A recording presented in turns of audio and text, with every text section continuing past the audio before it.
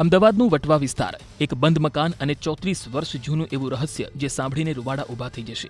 જી હા, અમદાવાદ ક્રાઇમ બ્રાન્ચે વર્ષ 1992માં થયેલી એક યુવતીની હત્યાનો એવો ભેદ ઉકેલ્યો છે જે દ્રશ્યમ ફિલ્મને પણ ટક્કર મારે. વટવાના કુતુબનગરમાં એક મકાનમાં ખારકુવામાં છેલ્લા 34 વર્ષથી દફન થયેલા મૃતદેહ પરથી આખરે પડદો ઉચકાયો. વાત છે મૂળ ધોળકાની ફરજાના ઉર્ફે શબનમની, જેને શમશુદ્દીન સાથે પ્રેમ સંબંધ હતો. લગ્ન બાદ શમશુદ્દીનને પોતાની આ પ્રેમિકા નડતર રૂપ લાગવા માંડી અને આ નડતર દૂર કરવા મોતનું કાવતરું રચવામાં આવ્યું. 4 શખ્સોએ મળીને નિર્દયતાથી ફરજાનાનું ગળું દબાવી હત્યા કરી અને લાશને ઘરના જ ખારકુવામાં દાટી દીધી. એટલું જ નહીં, પાપ કાયમ માટે દફન થઈ જાય તે માટે તેના પર સિમેન્ટનું પાકું ચણતર કરી દીધું. હદ તો ત્યારે થઈ જ્યારે આ મકાન 7 વર્ષથી ખાલી પડ્યું હતું, જે બાદ પરિવારજનોને સપનામાં ફરજાનાના ઘરમાં હોવાનો ભ્રમ થતો હોવાથી તેઓ તાંત્રિક વિધિઓ કરાવતા રહ્યા. પરંતુ પરિવારજનો મકાનને તાળું મારી બીજે રહેવા જતા રહ્યા. પોલીસે તપાસ કરતા સામે આવ્યું કે આ મકાન 7 વર્ષથી ખાલી હતું, ત્યાં કોઈ રહી શકતું ન હતું. લગભગ 12 કલાક સુધી ચાલેલા ખોદકામ બાદ ખારકુવામાંથી માનવ અવશેષો મળ્યા.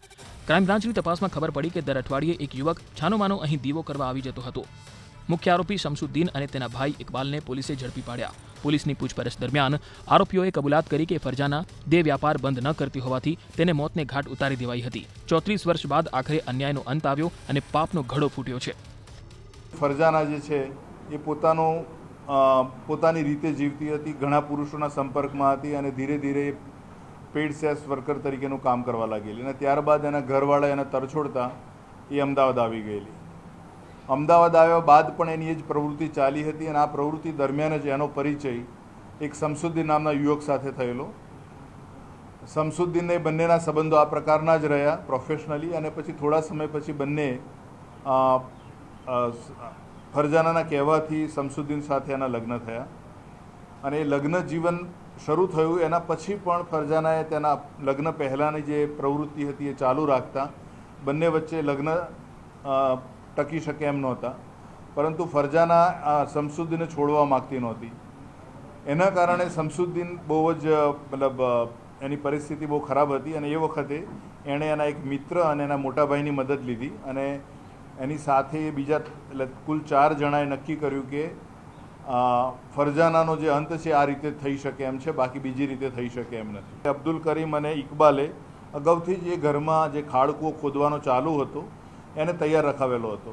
એટલે જેવા બંને સૂઈ ગયા એ જ અરસામાં આ બાકીના લોકોએ એનું ગળું દબાવી એની ત્યાં હત્યા કરી અને એક ખાડકૂવામાં જે ખાડકૂવા માટે ખોદેલો ખાડો હતો એમાં એને નાખીને એને દફનાવી દીધેલી. સાલિયા બીબીના એક સંબંધી છે, રાત્રે ત્યાં પહોંચે છે જ્યારે આ લોકો એને મારી નાખી છે અને એને દફનાવવાની તૈયારી કરે છે એ વખતે અને જોઈ જાય છે.